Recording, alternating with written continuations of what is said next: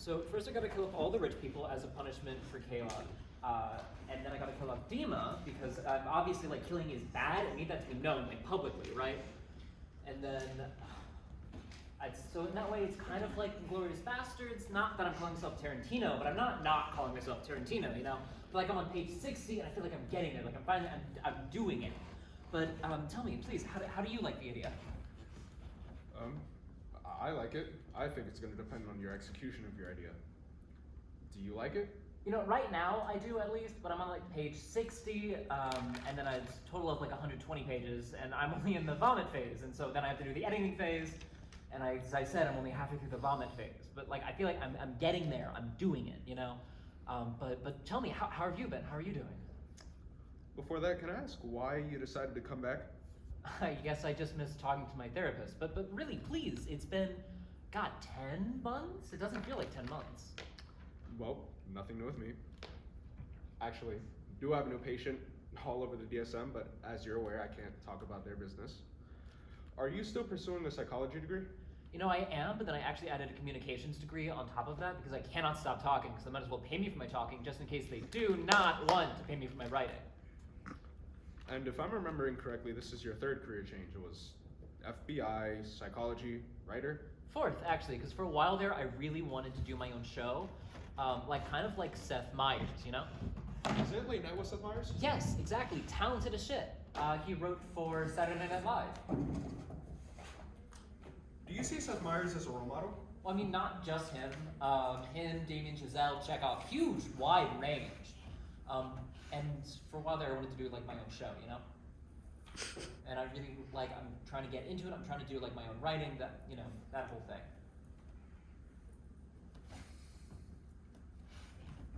I started talking to birds recently, to pigeons specifically.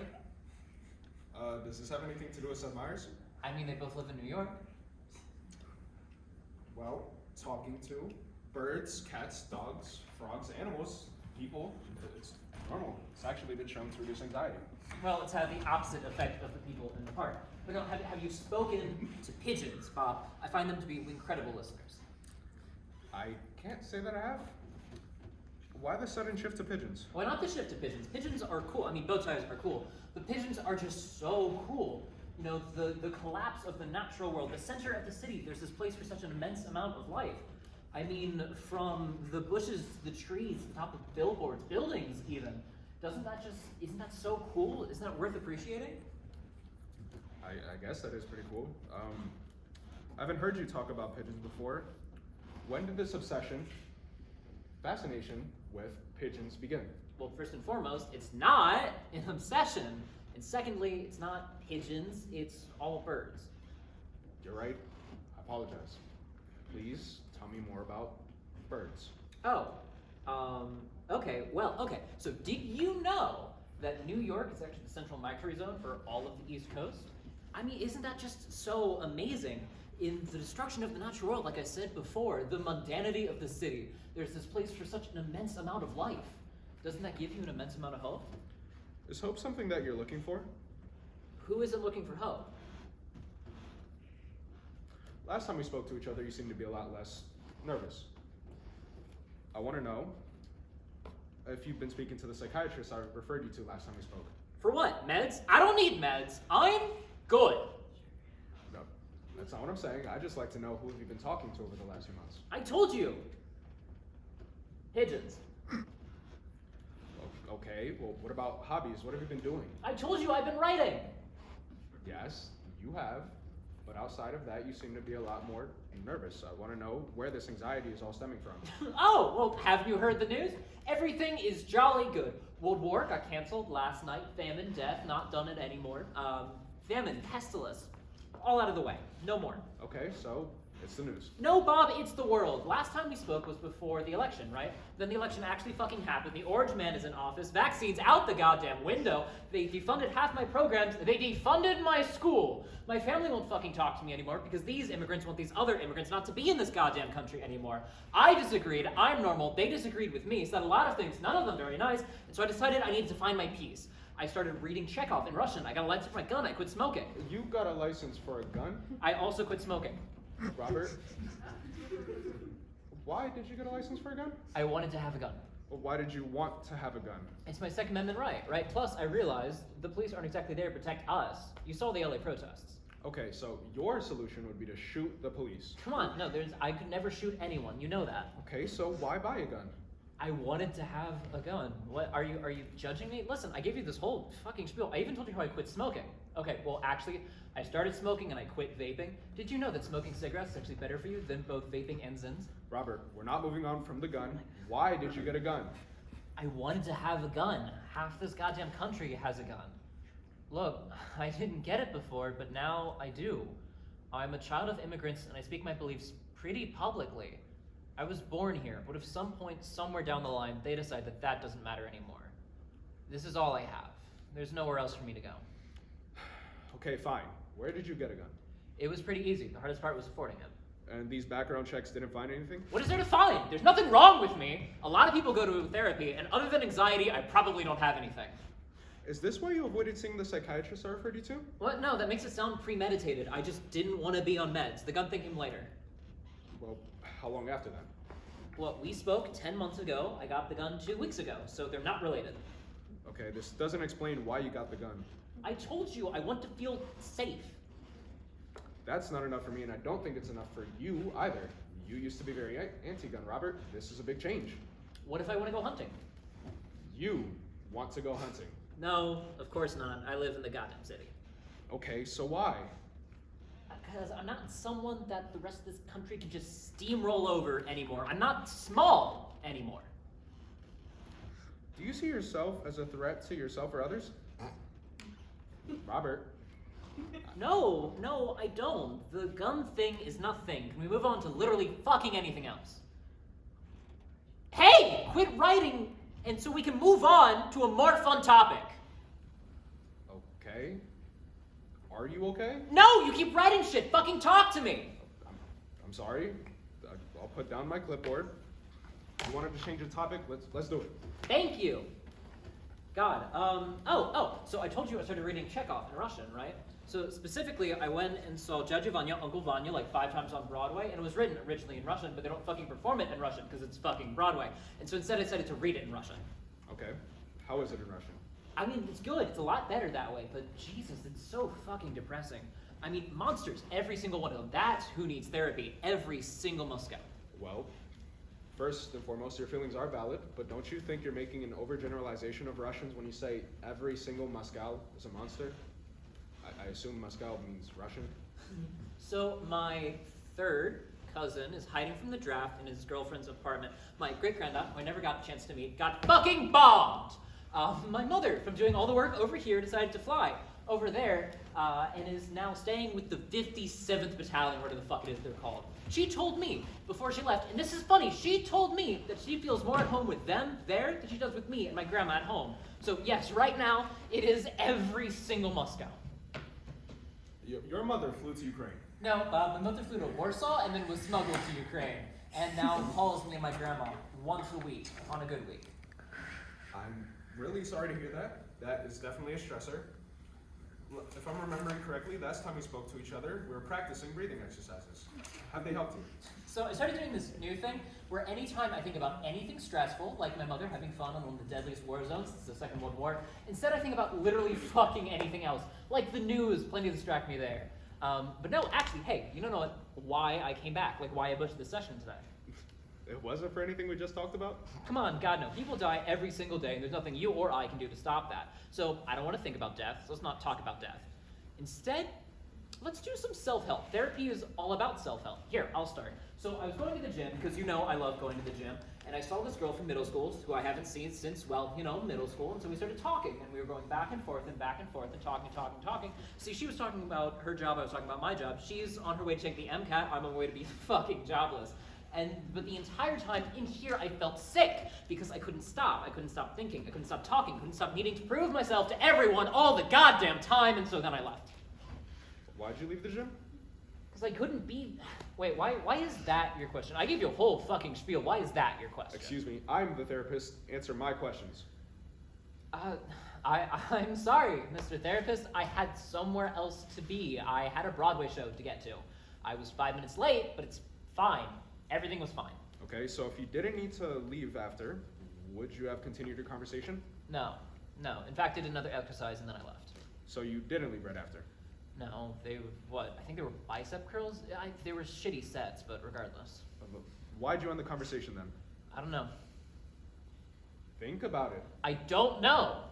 Okay, well, did she ask you any questions that would encourage you to keep talking at them? No.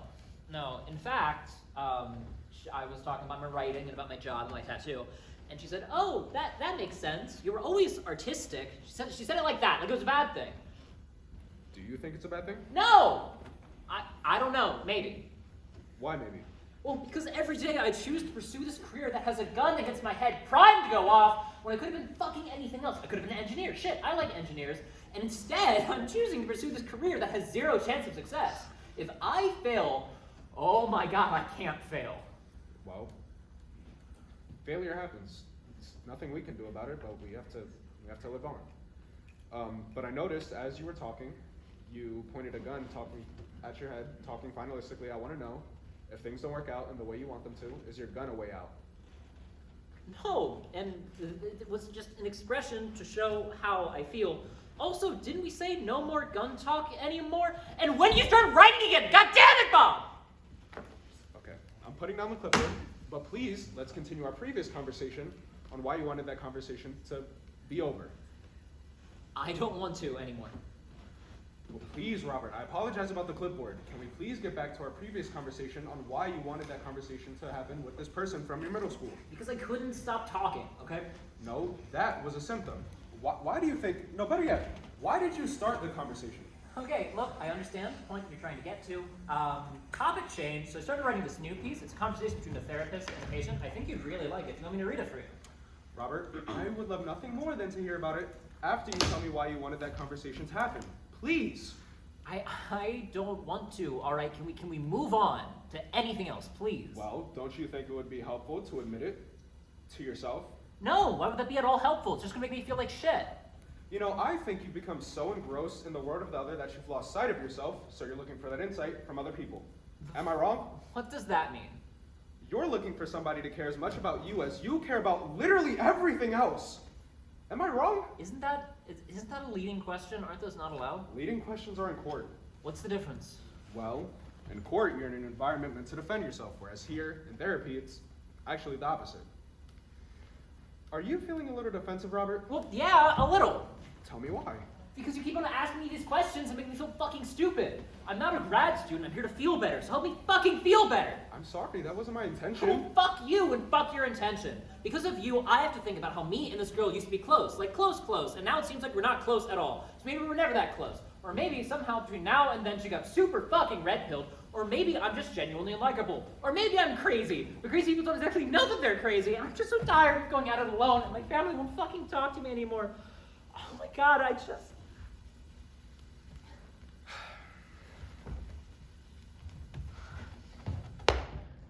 Come on. Box breathing. In, 2, 3, 4. Hold. 2, 3, 4. Out. 2, 3, 4. Come on. You're okay. I'm okay. You look better than earlier. What if I can't afford to live where I live anymore? And so then I have to get a shitty job with shitty benefits and a shitty fucking boss, and I live in a shittier fucking apartment until I die alone at 50 on the shitter, having nothing I said or cared about ever fucking mattering to anyone. Robert, breathe. You're 20. You can't even drink yet. Oh shit, if I prayed more, I drink plenty. My point is, you have plenty of time to worry about. No, I don't have plenty of time. It feels like the government is falling apart, the world is falling apart, I'm falling apart, the common decency isn't taught in schools anymore, and bad spray tans are back in fashion. You know, I think that... And I don't know how you can just sit there and not really care. Of course I care, but this is outside of the locus of your or my control. Out of your control, then why aren't you going and canvassing? Why aren't you writing to your fucking governor? Why aren't you going to the polls? Or do you think that you're safe? Oh my god, in your cushy chair and your cushier fucking paycheck. As far as I can tell, they don't exactly care about mental health. When they're done with the immigrants, what makes you think you're safe?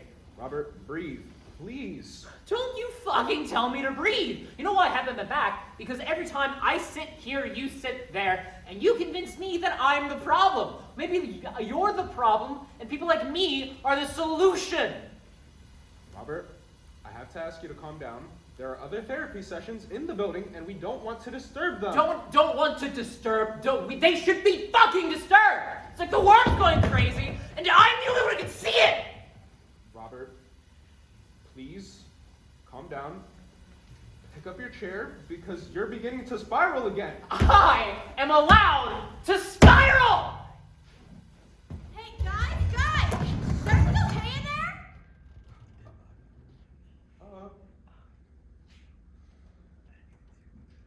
Yeah, everything is great. Just having a hectic session and a lot of emotion. Okay, well, I am supposed to tell you guys to keep it down because there are other sessions in the building, you know. Yeah, you're right. Again, me and Robert promise we'll keep it down. I'm gonna talk to you in, 15 minutes, okay?